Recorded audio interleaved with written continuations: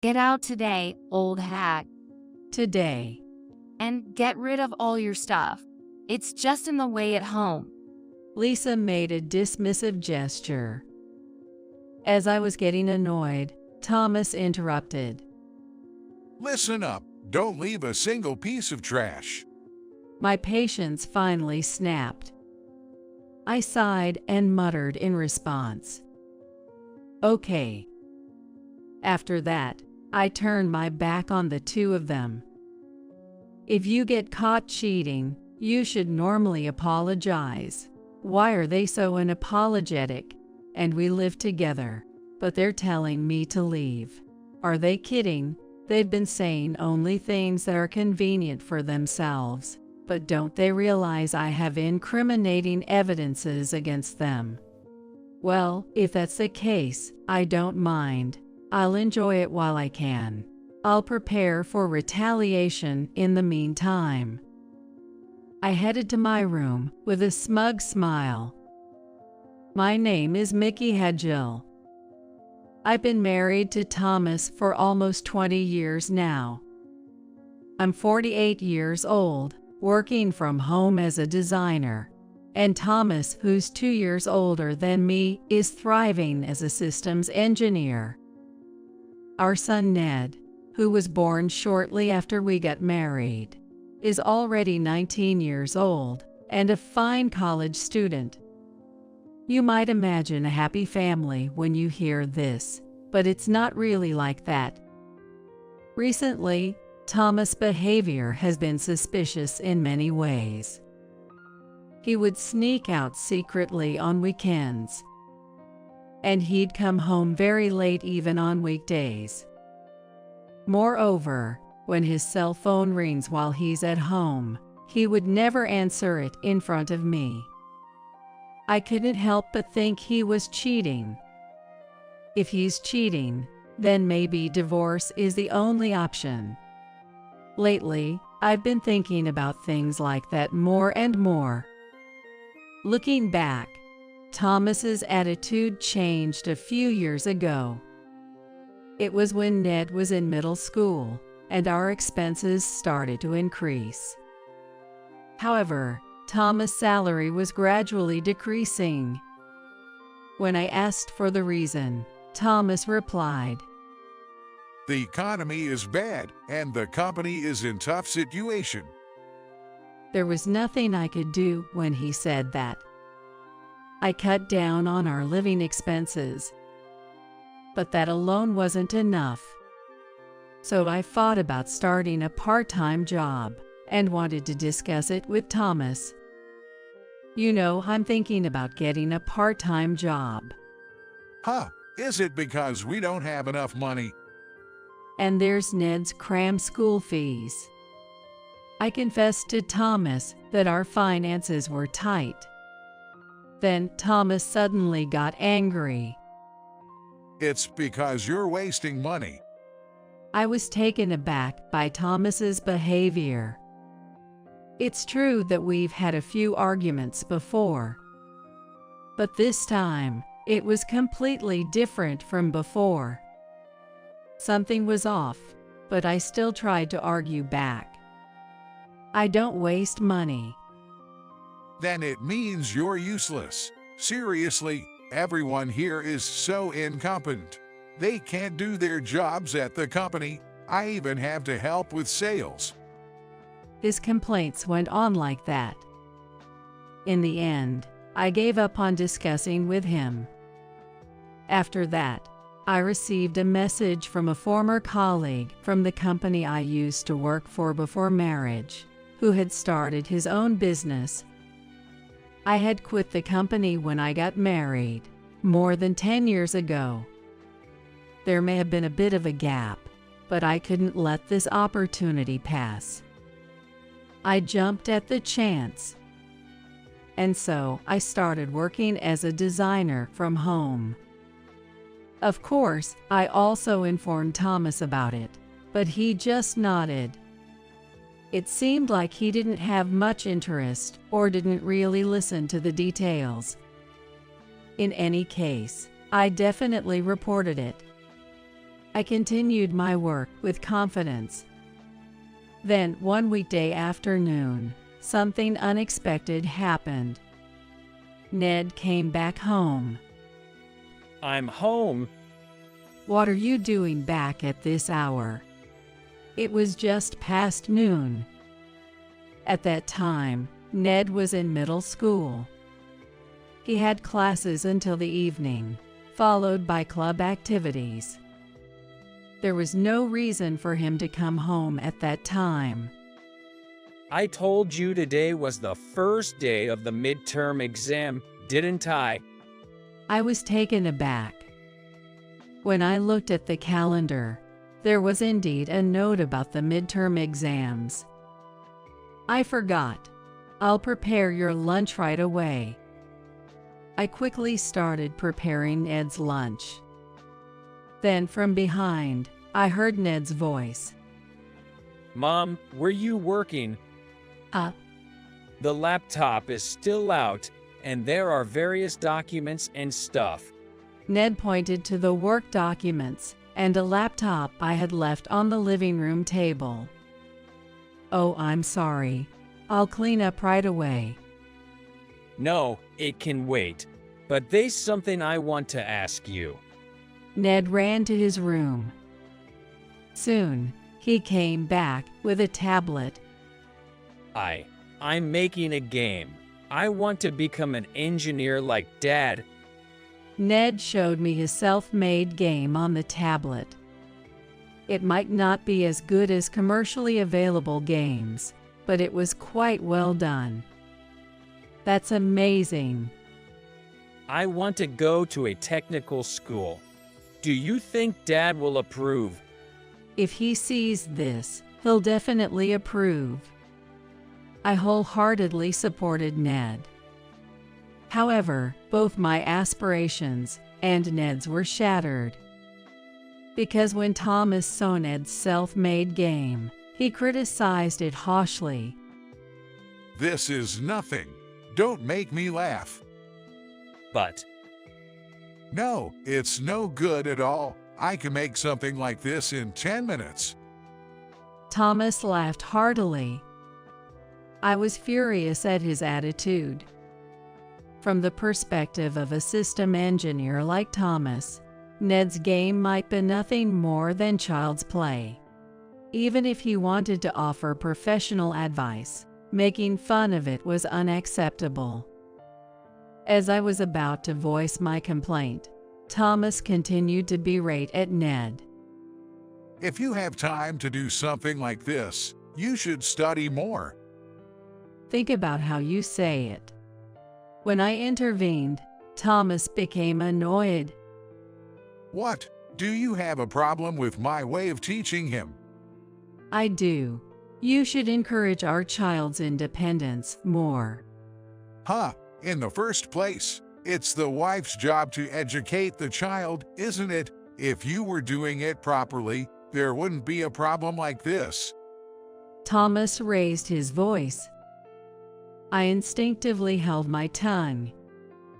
There's no point in saying anything to this person, I thought to myself.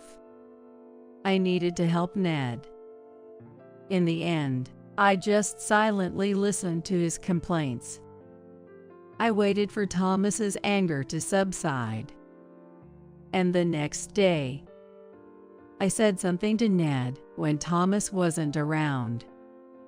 Ned, I'll buy you a computer so you can study game development. really? Yes, it's fine.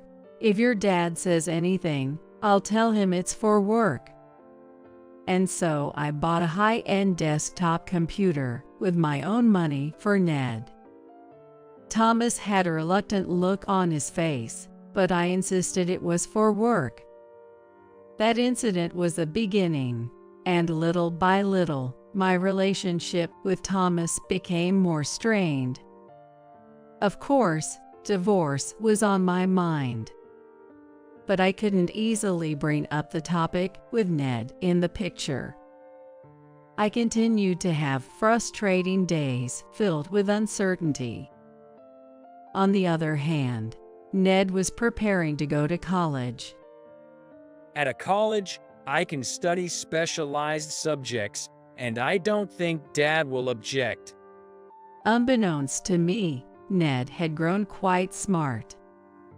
If that's the case, maybe divorce is an option. I started thinking along those lines. That's when Ned, who had returned from college, came rushing to me. Mom, I need to talk to you. What's wrong, Ned? I stopped working and looked up. Ned looked quite pale in front of me. I became anxious, wondering what had happened. Finally, Ned began to speak hesitantly. Well, I actually saw Dad cheating. Dad? Cheating? I asked, and Ned told me the details. This was what he said. It happened a few hours ago. Ned was on his way to college for a lecture, but he received a message from a friend saying that the lecture was canceled. So he went out to town to hang out with his friend. That's when he saw Thomas walking arm in arm with a young woman. He had friends with him, so he pretended not to see, but he couldn't bear it and came back home. Sorry, if my friends weren't there, I would have confronted Dad on the spot. It would probably have been impossible to do that. I could understand the pain in Ned's heart. Setting that aside, I already knew about Thomas's infidelity.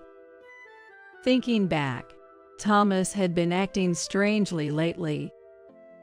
On weekends, he would go out immediately, and even on weekdays, he came home late.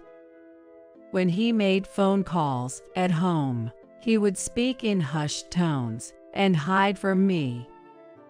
There was no reason not to suspect him. So a while ago, I had already requested an investigation into Thomas's behavior. I already had the results in my hands. When I told Ned about it, he looked surprised and asked me, Was that how it settled down? Are you, by any chance, getting a divorce? Well, the investigation results were pretty damning, so maybe. I see. If that's what Mom decided, then I won't say anything. That settled that. That night, I planned to confront Thomas when he came home. However, Thomas didn't come home. He probably realized that he had been seen by Ned. Thomas finally returned a few days later on a Sunday. He brought along a young woman I didn't know. Thinking that this woman might be his affair, I let her speak up first. Nice to meet you. I'm Lisa Stewart, and I've been seeing Thomas. Her cheeky greeting irritated me. Thomas then spoke to me. So, Lisa and I will be living together from now on. I'm divorcing you, so get out. What's the reason? Because a man as exceptional as me is better off with a younger woman than an old hag like you. Thomas said that while grinning. You're talking big, aren't you? I retorted, not hiding my sarcasm. Oh well, that's like a dream come true, I added with a snarky tone. Feeling irritated, Lisa then chimed in and pointed at me. You're quite audacious for an old hag, aren't you? You think you can live on your own? I'll manage just fine. I have a job. Well, then you'd better get divorced right away. Lisa said that and threw the divorce papers at my feet. I'll make sure to get alimony from both of you. Lisa frowned in response. On the other hand, Thomas grinned smugly. I signed the divorce papers and handed them to Thomas. At that moment, Lisa triumphantly remarked, Get out of here today, old hat, "Today." and make sure to get rid of all your stuff. It's just in the way at home. Lisa made a dismissive gesture. As I was getting annoyed, Thomas intervened. All right, don't leave a single piece of trash. Okay. I finally reached my limit. With a sigh, I mumbled my response. Okay. After that, I turned my back to both of them. If you get caught cheating, most people would at least apologize. Why are they so unapologetic and telling me to leave to let them be the ones living together? It's ridiculous. They've been saying whatever suits them, but don't they realize I have incriminating evidence against them? Well, if that's how it's going to be, so be it. I'll enjoy myself while I can. I'll prepare for my revenge in the meantime. With a satisfied smile, I headed to my room. Before packing up my belongings, I called a waste disposal contractor. I requested a pickup, and then I began to pack my things. After a while, Ned, who had been out, returned home. I could hear Thomas and Ned talking in the living room. But before long, an argument erupted. You cheated on Mom, right? Shouldn't you apologize to Mom first? Shut up. It's none of your business. After that conversation, the living room suddenly became silent. I peeked into the living room, and strangely, Ned was the only one there. Ned, where are they? They said they're going on a trip together. Seriously, they're such a bunch of jokers. Ned stamped his foot in frustration. I breathed a sigh of relief. If Thomas wasn't around, I could do what I wanted. I should take this opportunity for some payback. I encouraged myself inwardly. I smiled and spoke to Ned. Ned, I'm going to move out after the divorce. Will you come with me? Of course. Great. Start getting ready for the move. And I shared my plan with Ned. Upon hearing it, Ned readily started preparing for the move. In the meantime, the waste disposal contractor arrived. I showed them into the house. Please dispose of all the furniture and appliances in these rooms. All of them. There are some new items here. It's okay. I'll buy new ones after I move. I asked them to dispose of the furniture and appliances in my room and Ned's. But I left everything in the living room untouched. Those were shared belongings with Thomas. I didn't want any complaints for getting rid of them. Anyway, I got rid of my stuff and the things I had bought. You can regret it later. Later in the evening, the movers arrived to take our belongings. We hadn't decided on a new place to move to yet, so they would keep our things for a while. By the way, Ned and I moved to a nearby business hotel. We planned to stay there for a while. And a few days passed. During breakfast, I received a call from Thomas. Hello, what's up? Not what's up. Did you really get rid of all the furniture and appliances? Huh, of course I did. You're the one who suggested it, right? I replied, and Thomas suddenly became tongue-tied. He mumbled something I couldn't quite understand. Fed up, I scolded Thomas. You told me to get rid of them. Don't complain now. Well, it's just that. He seemed somewhat hesitant. As I suspected, he needs that I nodded to myself. The truth is, I had an idea of what Thomas was looking for. Knowing that, I told him I had disposed of everything. As I was contemplating this, Thomas suddenly became a bit more cautious. Where did you have them disposed? Why do you want to know now? No, well, you see, there's something I've been looking for. I smirked knowingly. Then, just to tease him a bit, I asked. Looking for something? Your fridge, washing machine, and TV. You've got everything you need, right? No, not that. It's the computer. Just as I thought, I said to myself inwardly. Thomas was looking for the computer I had given to Ned. Confident in my assessment, I casually responded, "The computer, that's the one I gave to Ned. It's also my property, so I was planning to get rid of it." You didn't get rid of it. Thomas suddenly raised his voice. He fell for it, I thought. Well, instead of disposing of it, I thought I might as well sell it on a flea market app. Please, return that computer to me. It's mine. Why should I return it to you? As I said this, Thomas was left speechless. However, this alone wouldn't be enough for my revenge. So I proposed something else. All right, how about this? Would you like to buy it? Buy it? Yes, since I was planning to sell it anyway. If you buy it, I'll sell it to you. At that moment, Thomas' voice became excited.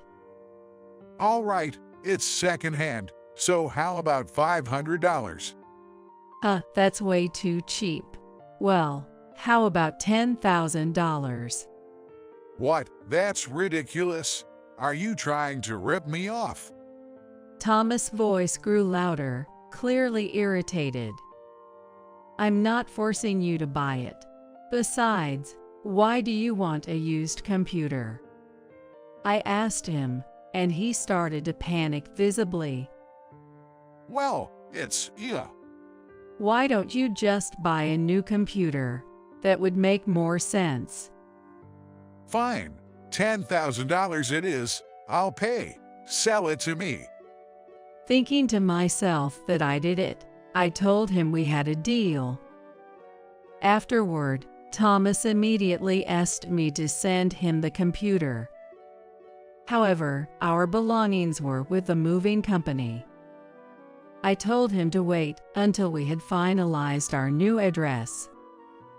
Thomas complained incessantly, but reluctantly agreed. A few days later, my new residence was finally decided. With Ned's help, I moved into the new place. Shortly after the move, Thomas transferred the money for the computer. I handed that money to Ned and said, "Ned, use this money to start living on your own." I thought it was the perfect opportunity for him. Ned began living in an apartment near his college. Finally, I sent the computer to Thomas' house. However, I removed the external hard drive. I sent it to Thomas's workplace. A letter to his boss was attached. Soon enough, I received a call from Thomas' boss. I was instructed to visit the company on the specified date. At Thomas' workplace, I introduced myself at the reception desk and waited until I was eventually met by a man slightly older than myself. Nice to meet you. I'm Nelson. You're Thomas' ex-wife you sent the letter, right? Yes, that's right. Thank you for having me. For now, please come to my office. I followed Nelson's lead. We soon arrived at his office. When I entered, Thomas was sitting on the sofa with a serious expression. Mickey, what are you doing here? Thomas stood up abruptly. "To get back at you." I said that with a sly smile, making him turn pale. Nelson then intervened.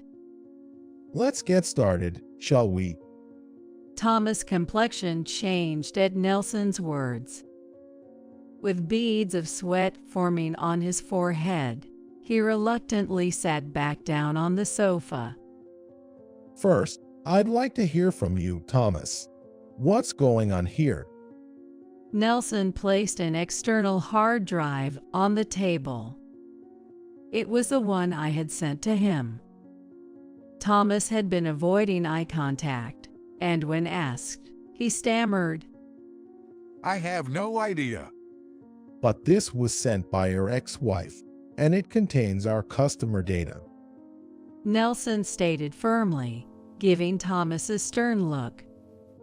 Thomas began to make excuses. I think some work-related data got mixed up. We strictly prohibit taking out customer data, don't we? Yes, it was just a mistake. Well, In truth, he could have been honest about it. I thought to myself, silently amused. This incident happened shortly before Thomas and I got divorced. There had been something strange about his behavior. One day, when I returned from shopping, I found Thomas sitting in front of Ned's computer for some reason. The computer was in the living room. Of course, it was because I wanted to use it. But there was no reason for Thomas to use it. He had his own in his room. I felt suspicious and watched Thomas from a distance. Then I saw him do something to the computer and shut it down. I pretended not to know and checked the contents of the computer the next day. I discovered data that I didn't recognize on the external hard drive. It appeared to be some kind of database. I had a hunch. That sneaky Thomas took company data and used someone else's computer as a hiding place. How despicable. Shortly after that, we decided to divorce. That's why I took the computer.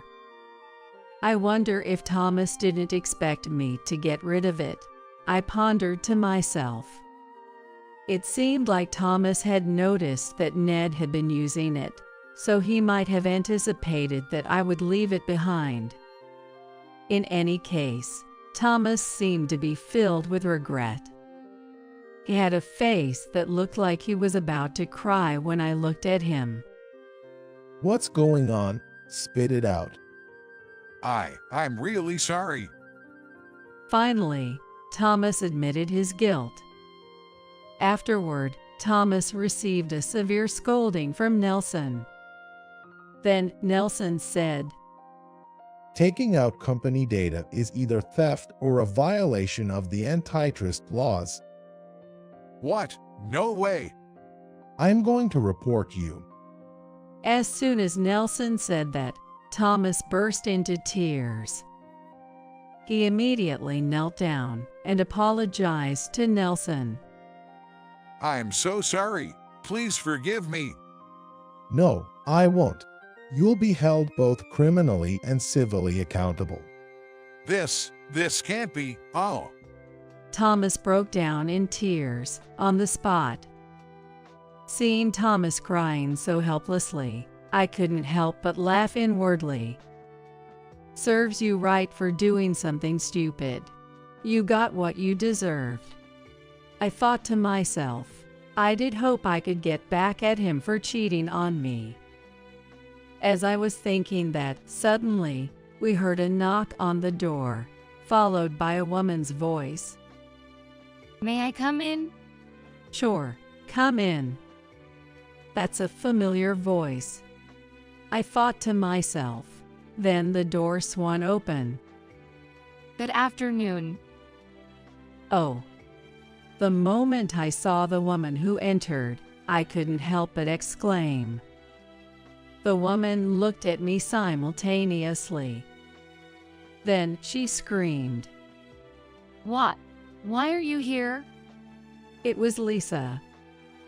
Well, there were some things, and... Shut up. This isn't a place for someone like you. After Lisa said that, she hurriedly covered her mouth. She noticed Nelson, who had a very red face. Nelson gestured for Lisa to sit down. She reluctantly took a seat where Thomas had been sitting. After that, Nelson asked her a question. By the way, Lisa, I heard you're planning to start your own business. Is that right? Well, yes. Is it in the same industry as ours? Nelson gave her a stern gaze. Feeling pressured, Lisa started to stammer in her response. Soon, Nelson's conversation got to the point. You are also responsible for managing customer data, right? I wonder if everything would be all right. Well, what do you mean? Lisa was sweating nervously. That's when I figured it out. These two are in cahoots. They were planning to steal customer data together, I realized inwardly. In essence, here's what was happening. Thomas and Lisa were planning to secretly take the company's customer data. Based on that data, Lisa was going to start her independent business first. And then Thomas would join her, and they would work together. Once I knew the answer, it wasn't interesting at all. They tried to rob Peter to pay Paul. It's just plain ridiculous. I sighed. The conversation continued. Nelson was questioning Lisa. I had my subordinates investigate, and we confirmed the leak on our end as well. Well, you see. It seems like you're involved in this, aren't you? Upon Nelson's inquiry, Lisa hung her head. But she quickly raised her face and started to make excuses. No, that's not true. This was his doing. As she began to say that, Thomas became irritated. He stood up swiftly and started scolding Lisa. Are you trying to blame me for this? You were the one who brought it up first. What? I don't know anything about it. You did it on your own. What are you talking about? It was your idea in the first place because you wanted to marry me. I was exasperated by their pointless exchange.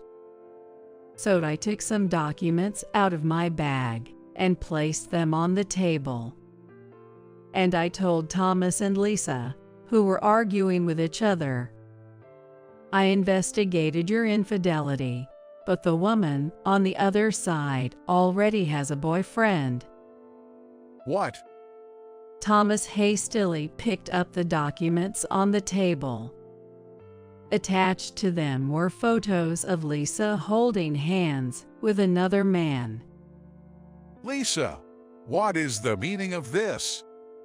It's none of your business. Shut up! Did you deceive me? Thomas raised his voice in anger. I couldn't help but mutter quietly. Seems like you prefer a younger man over an old guy like him. Thomas suddenly looked embarrassed, as if he remembered what he had said to me. Well, anyway, be prepared to take responsibility. Wait a minute. This is a crime. Save your excuses for the police station. Lisa was rendered speechless by Nelson's stern reprimand. Afterward, the company pressed charges against Thomas and Lisa. Immediately after that, The two of them were arrested on charges of theft, among others. Furthermore, the company also filed a civil lawsuit for damages against them. Of course, Lisa's plans to become independent fell apart. At the same time, Lisa's boyfriend disappeared as well. Thomas and Lisa, facing charges of theft and violation of the antitrust laws, are now desperately making excuses in court. But I don't think their excuses will hold up. It will be interesting to see how the trial unfolds. Well, even if they end up only having to pay fines, I doubt they can afford it. I'm just relieved they paid me the alimony beforehand. By the way, I'm enjoying my life as a single person now. My design work is going well, and my income is stable. It seems that Ned has also found himself a girlfriend, so there are many enjoyable things to look forward to. Eventually, life may become hectic when grandchildren come into the picture. So for now, I plan to enjoy a peaceful life.